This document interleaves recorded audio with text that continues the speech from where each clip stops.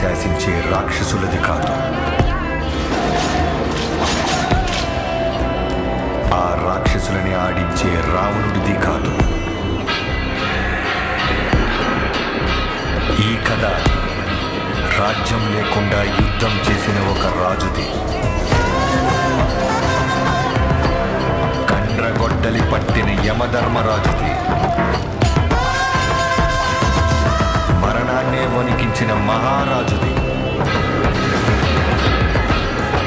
पहचाना मुझे, डाकू, डाकू महाराज.